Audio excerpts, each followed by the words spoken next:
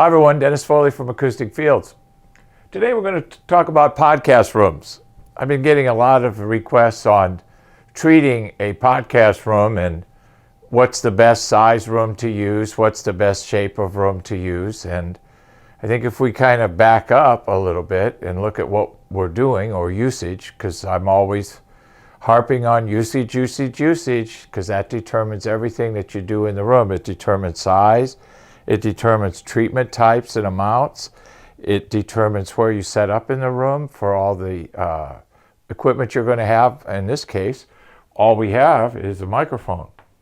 So the best room size for a podcast room is the rectangular room, because we have surface areas that are predictable and consistent, and that's what we need. We need to be able to manage the energy in the room so that it doesn't interfere with our microphone. This is a table with the microphone. This is listening position. So with a rectangular room, we can set up two places. We have two choices. We can set up on the long wall, or we can set up on the short wall. Either one is okay, because we're not putting a lot of energy in the room. And the energy that we are putting in the room has a limited frequency response, because it's usually female or male vocals. Now, energy levels can rise if we get more players. If we get more people speaking, then our energy levels rise a little bit. But in this scenario, 2 or 3 people will work also. So usually we don't have too many more than that in a podcast. So the bottom line here is stay with the rectangular rooms, because our treatment options are usually just absorption. So with absorption, we can have predictable and consistent amounts that we apply in a rectangular room. So our whole focus in this room has to be on the microphone, okay?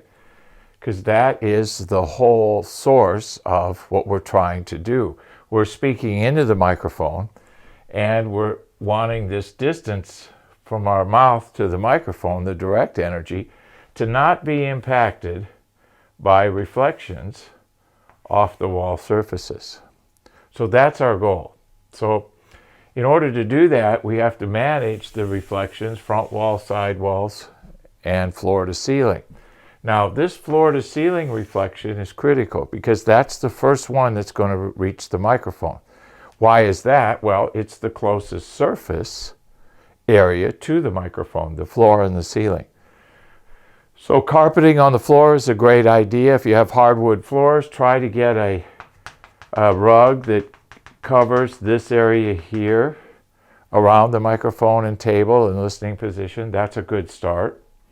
Now for treatment, we're going to usually look at 60 to 75% surface area coverage. If this is front wall, we need to look at 60 to 75% surface area coverage on those areas. Now, it's a rule of thumb. It's not going to make everybody happy. I get it. But the bottom line here is we're trying to treat the problems in the room so that they don't interfere with this relationship, this direct energy from the microphone to the speaker.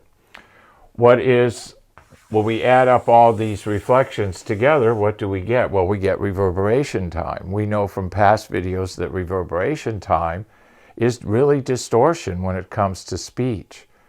So our focus here is speech intelligibility. So we do that by managing the reverberation times, lowering them. And how do we do that? We absorb the reflections. Now, the most important thing to do is rate and level of absorption. Not just any type of material will work here. You have to be very careful, because this is voice, and we all know my stance on voice and music. These are different creatures. One type of absorption will not work for both, and you have to be careful with too much absorption, which is rate, not so much level anymore, because we're just working with voice. Most sound absorption products in the marketplace will cover that vocal range. For males, we have to look at this 90 to 2K. Females, a little bit higher. So what we have to be careful of is rate and level of any sound absorption material that we choose. And we all know my position on this, that music and voice are very, very special. So we've all been in rooms where it's too dead and there's too much voice, or too little voice that we're hearing because there's too much absorption. So we've also been in rooms where you get this sound, where you get that tunnel type of sound. Well, that can result from too narrow of a surface here and too many reflections between the walls and the listening and the microphone position. So we want to use a technology that's designed for voice, and that's our Studio Pro Form. I spent 8 years developing at an expense of $2 million. It took me forever to get those response curves. And look at those response curves on our website. You're going to see a nice, smooth transition of absorption from 125 to 500. And that's the key with any voice. It's that 125 to 500. And we discovered that by testing corporate boardrooms back in the 80s and 90s. I saw that that area was lacking in the products that were in the marketplace at that time. Well, no more. We have a product that's really good for music and voice. It's used all over the world. Engineers love it.